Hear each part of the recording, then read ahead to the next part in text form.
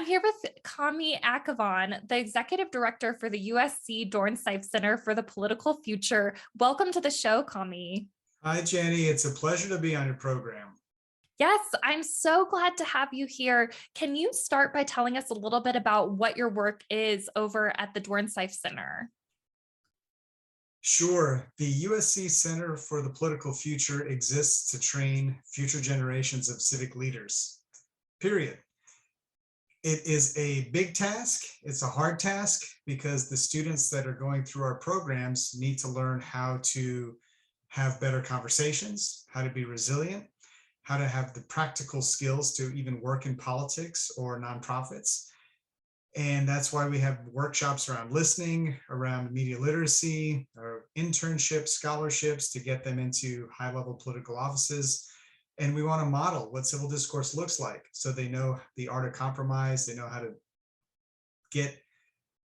make progress with people that don't agree with them, which is not easy to do, no matter what side of the aisle you're on and whether you're working in advocacy or working in government. So we've been doing that for several hundred students a year and found that our programs are not only useful to students, but to everyone, because we're all trying to figure out how to be better citizens, how to deal with interpersonal conflict in the workplace, in our homes, and certainly in our government systems.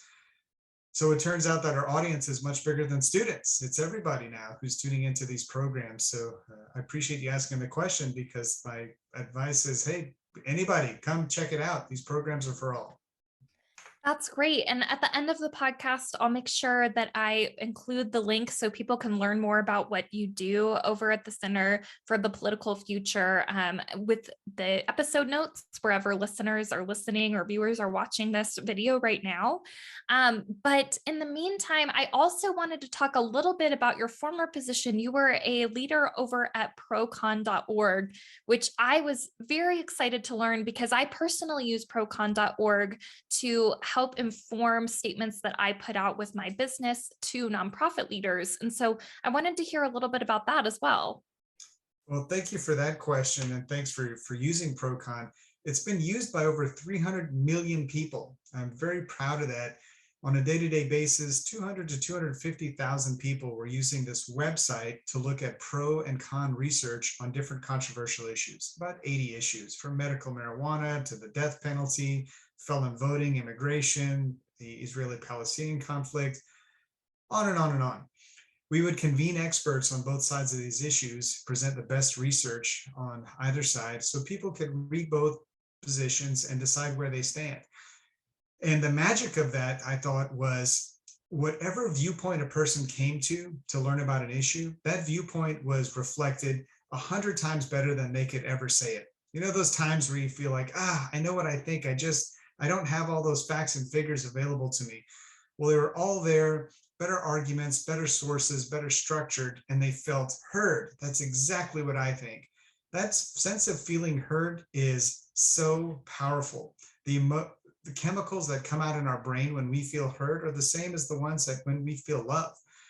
So the people came to the website with strong opinions on issues, they felt heard, and when that happened, their guard came down, the defensiveness came down, their levels of trust increased. They trusted the content they were seeing on the site. And what we did, and the magic of Procon, to your question, is right there on the page is equally powerful arguments opposing everything they just read. And so perhaps for the first time in their life, they saw not ridiculous versions, straw man arguments. These are hard to reckon with arguments, very compelling on the other side. And that's when people became had allowed themselves to be vulnerable because they felt heard, and they were allowed to moderate the intensity of their view. And in about 36% of our readers, they actually switched sides, where they became more attached to the other side. That wasn't our intent to change minds, but that's when minds are changed. It's when trust happens, and trust doesn't happen without listening. And that's why Procon really taught me over 14 years the superpower of listening. I'm so glad that you brought that up. Today, I really want to talk about some pretty controversial issues and how nonprofit leaders can talk about those issues safely and in a way that's not polarizing in their organizations.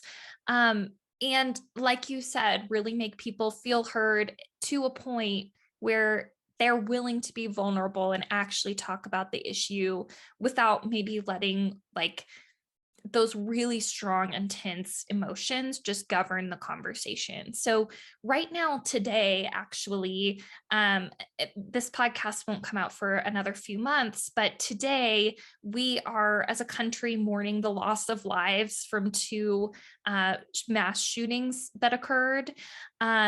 We also are coming off of learning about the Supreme Court decision to take down Roe v. Wade, which has to do with abortion rights.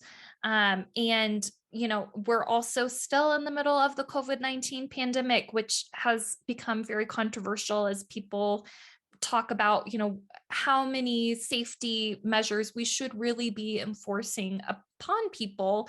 And these are issues that can divide a workplace, especially for nonprofit organizations that may be working on the front lines of some of these issues. And so I'd love to hear if you could just tell me a little bit about your experience working with nonprofit leaders who are in the midst of polarizing issues like these. Such a powerful question.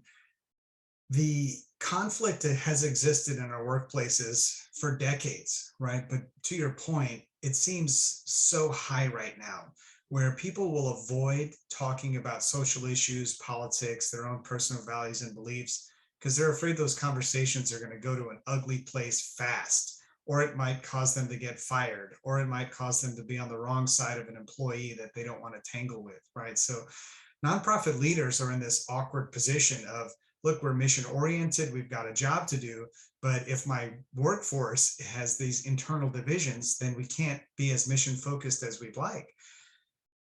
And so to that end, every workplace is now dealing with interpersonal conflict in the workplace, and of course in our own families. So these problems do not have borders, but workplace is also a area where we can focus on some of those solutions. Workplaces do not have to be the areas where we avoid all values-based conversations. And increasingly, particularly for young people, Gen Z and millennials, they are gravitating towards workplaces that allow them to be values-centered and oriented and have purpose and meaning in their lives. We want that, but we're trying to avoid conflict. And that's your question, is how to avoid that. So few things. So number one is a awareness, which perhaps is the easy part, an awareness of just how divided we are and how it's not our fault that we are so divided, right? These trend lines have been occurring for decades, and we are being divided for a lot of reasons. Our search engine algorithms on Google and Yahoo's of the world, and the social media systems that we all use, and how it traps us in echo chambers and doesn't allow us to even see people who think differently than we are. We don't know that they exist. When we finally confront them or see them, then those ideas seem foreign and strange and scary to us. Also, because we have fewer places where we're congregating and meeting people who don't look or think like us. So I'm talking about retail, going to the mall. Why go to the mall when you've got Amazon? Why go to the movie theaters if you've got Netflix? Why go to the grocery store when you can have food delivery services? Why to go to a restaurant when you have DoorDash and Grubhub?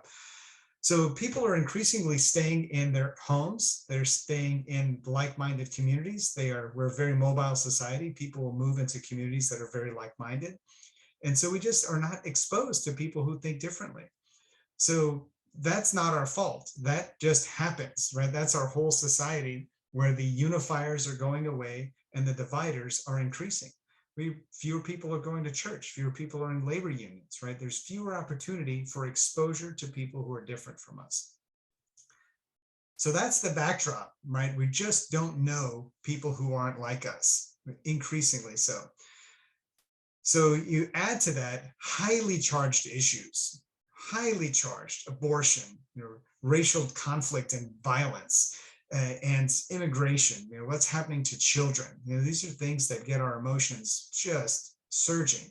And what happens in our brains, when our emotions are triggered to that level of intensity, it goes to a part of the brain called the hypothalamus, right? That's the some people call it the lizard brain, right? That's where that part of the brain wants us to fight, it wants us to flee, or it makes us freeze. We are in the fight mode, a lot of us now, because we're in that high emotional state. And a lot of us are in the flee. I just want to avoid all of this. I'm not going to talk about politics with anybody. Or when I talk about politics, I'm putting on my warrior hat, soldier hat, and I'm going to be a super champion for these issues because I just feel so passionate about it. Well, the lizard brain, that hypothalamus, is not great at persuasion. It is not great at getting other people to recognize the merit of their viewpoints. And that's a problem if your goal is to win friends and influence people and influence the cause that you care about. So there is a time in workplaces and nonprofit organizations where you just have to allow people to vent and to discuss and to create a space, or say you can take an off day if you need time to process what is happening to you, because these are horrible things that are happening. And here are some reading materials and some guides and some resources about how to think about, just ask yourself questions about what's happening in the world. Those questions are filters. It gets us to where our thinking process goes from that highly emotional state to one that's more rational. Those filters are so powerful because they will allow us to get in touch with how we actually think, and it will allow us to develop empathy and even respect for viewpoints that we find strange or foreign or fearful or awful. And when we have that awareness, then we can do something about the cause that we care about more so. So one is, I'd say, you've got to give people space to be emotional. Emotions are completely fine. We want that.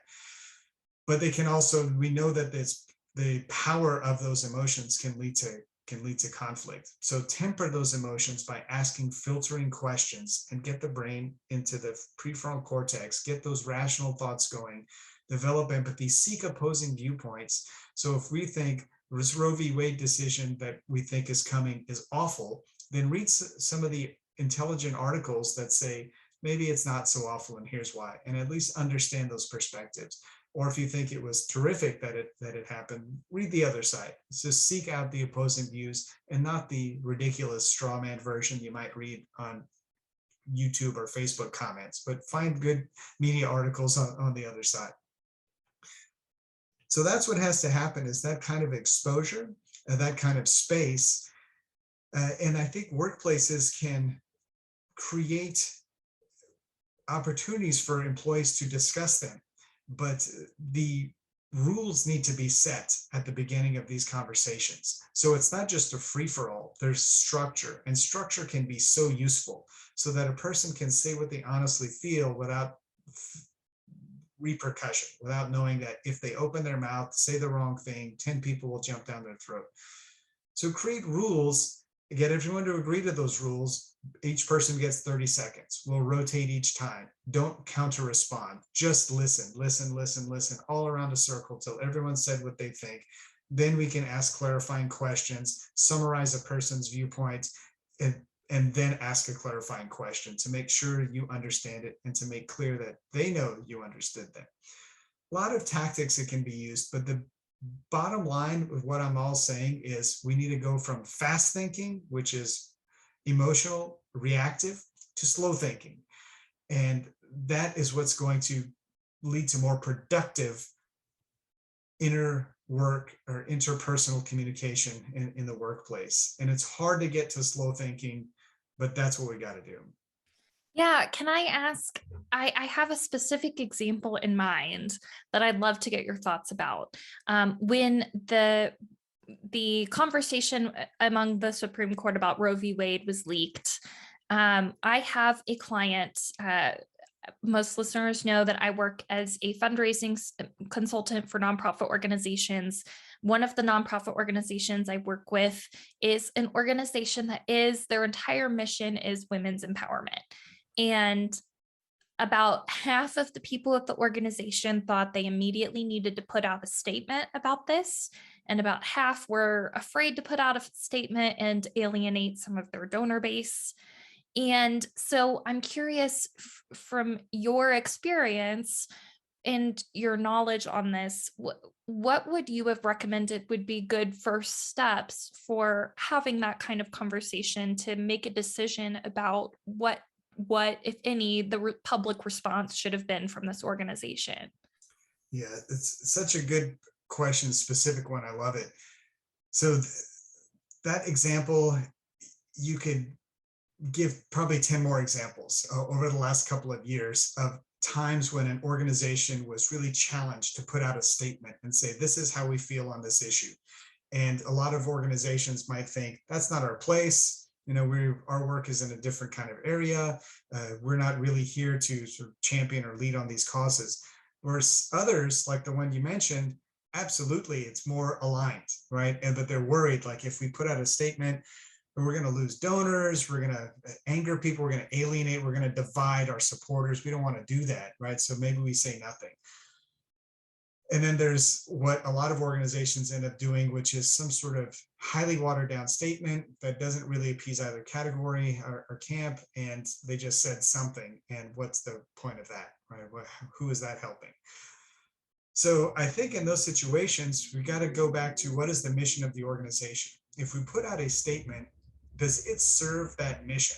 If it serves the mission, then be bold about that statement. I think it's completely appropriate in service of that mission. That's what the organization exists to do. If it does not serve that mission and individuals within the organization feel compelled to say something, great. Individuals can say something, and let the company can say, your viewpoint on these issues, absolutely fair, valid, supported by others, personally. Do that on your time. Do that, or we will create time for you to do that in the workplace. So as we know it's important to you, and we know that what's important to you is also important to leadership. So make room for that. And then allow people to share what they actually think about the why of it. So sometimes the reasonings for put out a statement, don't put out a statement, what should the statement say? The reasoning is not clear because things are happening so fast and there's miscommunications are common. So create a space where you say, everyone, we're going to get together and you tell me for 1 minute why we should or shouldn't, and just go around and everyone kind of say their piece. And then you will hear all the arguments, no discussion at that point, just listening. And we hear all the arguments. Okay, now we can maybe triangulate a position and say, this is where we want to go. And then ultimately leadership will decide, well, what to do or not to do. It's tough, but bottom line for me is, does it serve the mission or does it not? I also wonder, a lot of nonprofits, their part of their mission, if not their full mission, is to educate about this cause, right? So I have a friend who, she's the development director for a nonprofit that helps people who have been wrongly imprisoned. And that requires a lot of education on their part to help educate the community about how this problem exists in the first place. Where is our system broken to where people can be imprisoned wrongfully for crimes that they don't commit? But obviously that's a highly charged issue as well. How can we put out statements as nonprofit leaders that truly educate without immediately repelling the people that we're trying to speak to with polarizing language? Well, you use the word language, and for me that matters a lot. And the educate word is also key. So there's 501c3s and C4s. C4s can lobby and advocate all day long. C3s cannot, right? C3s are not supposed to try to influence legislation or pick winners in elections, that sort of thing, but they can educate. So if they're educating, then that's not partisan. That is educating, right? These are underlying issues. This is the percentages of certain demographics that have been wrongfully incarcerated. These are percentages of women who do or do not receive an abortion in their lifetime. These are the ages. This is just information that's being shared. This is the number of complications that occur when people try to terminate their own pregnancies without proper medical procedures, right? These are things that are just straight education. That is totally appropriate. It's not influencing, it's not partisan. The language, however, matters. And so, for instance, gun rights versus gun control. To some people's minds, they're the same thing. In other people's minds, they're not at all the same thing. And it matters a lot which terminology that you use.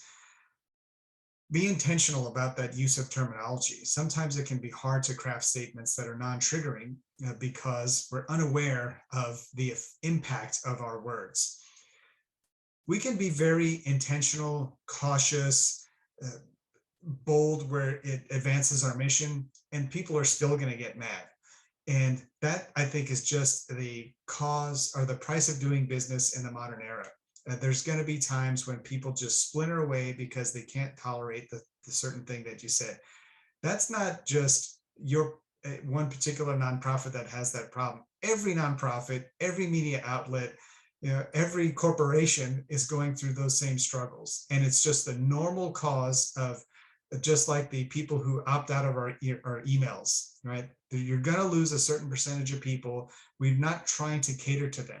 What you're trying to focus on are who are your core supporters? Who are the people who care the most about your organization and get it and are fully behind your mission? Our communication is really to them and not so much the outliers. Otherwise, it's the tail wagging the dog, right? So I think those, but that's it. We are always trying to be respectful, right? And being intentional with our language. I'm just saying there's a point where we don't need to try so hard. We need to be true to ourselves. Yeah, absolutely. I also know that a challenge that a lot of nonprofit leaders face is this kind of us versus them complex, where as a nonprofit leader, you are trying to create a more inclusive group of people, whether that's internally at your organization or in the community, to win people over to your cause through your education. How can we decrease the number of people who are considered them and grow the number of people who are considered us, so that we're diminishing that us versus them mindset? That is the magic question, because when you think about it, we have divided ourselves, dissected our society into the tiniest little segments. There used to be a term called broadcasting, and now we're not just narrowcasting, the opposite, we're microcasting. We're targeting tiny little populations of people and forgetting that, oh my gosh, we have 99% of things in common. So some organizations think, let's just try to find the things that are common ground issues with our audiences and our supporters.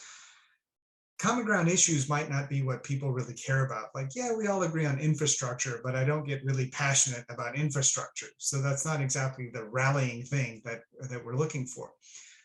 There's a different concept that's not finding common ground that's called superordination.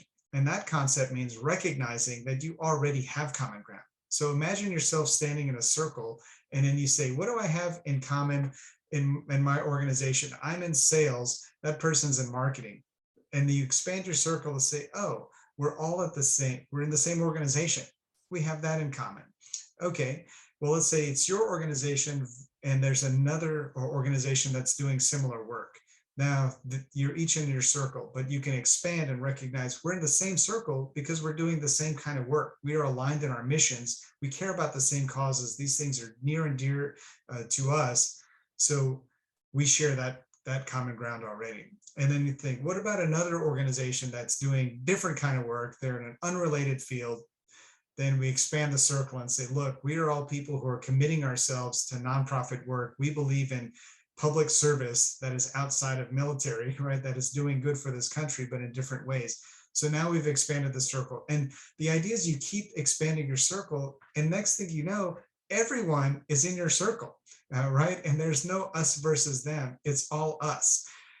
That concept, you can see it in sports. I like the Dodgers, you like the Yankees. Oh, we both like baseball. Well, I like baseball, you like football. Oh, we all like sports. I like sports, you like politics. Oh, we all like competition. you know what I mean? You keep expanding out and recognizing that we have far, far more in common as human beings than our politics would ever lead us to believe. And we need to be mindful of that, because we might disagree completely on one issue. We could be opponents on an issue. That doesn't mean you're my enemy. It means you're my opponent on that issue.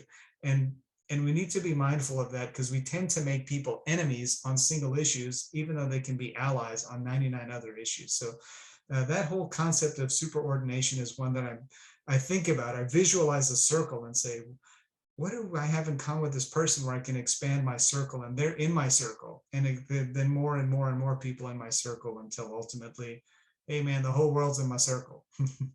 Yeah, that's very interesting. Well, we are running out of time, Kamy, but before we go, I wonder, do you have any other specific advice for how nonprofit leaders today can begin reducing polarization in their workplace? Get good at listening. That's number one. Create listening circles within your organization. Listen to Celeste Headley, who is my favorite expert on listening. Learn about slow thinking versus fast thinking, before we go from reactive to intentional, by introducing filters. Seek opposing viewpoints, present those within the workplace. Have people who are challenging your own work, so we build that resiliency internally. And then learn about superordination and try to practice it. It's not going to happen the first time, second, fifth time, 10th time. It's like going to the gym. These things take practice. You'll get better at it. Your workplaces will become more resilient, more dynamic, more diverse in ideologically. And that's ultimately going to be a super strength for all you nonprofit leaders. Yes, I love that. And for listeners who are interested, how can they learn more about the Center for the Political Future over at USC? Well, I'd give you the website, but it's really long. So my advice is Google Center for the Political Future, USC, and then you'll see what the organization's about. I encourage people to sign up for our newsletters. It's the best way to see one of our, we do about 75 or 100 programs a year. So, and they're all free. Oh, wow. Can you tell me about some that might be coming up in the fall? Absolutely.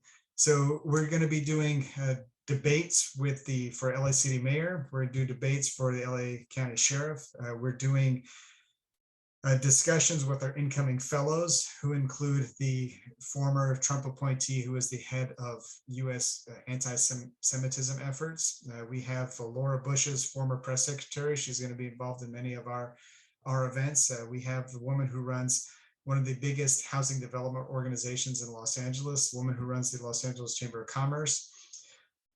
And all of those fellows are involved in our program. So we're going to be talking a lot about the midterms. What do we expect to come from that? We're going to be holding listening workshops. We're going to be doing media literacy workshops. We're going to have a big conference on politics and kind of what to expect following the midterms. And we're doing a talk with Dana Bash from CNN and Mark Edelman about their Jewish perspectives on American political life. There's so many that I'd say the best way is get that newsletter, and you'll see there's going to be something for whatever flavor you like. We've got that flavor covered. Yeah. And like I mentioned before, listeners or viewers, wherever you're listening or watching this right now, you can go to the episode description to get the website for the Center for the Political Future. Thank you so much, Kamy, for being here. I appreciate your time. Thank you for all you do, Nonprofit Jenni. You're terrific, and I appreciate you.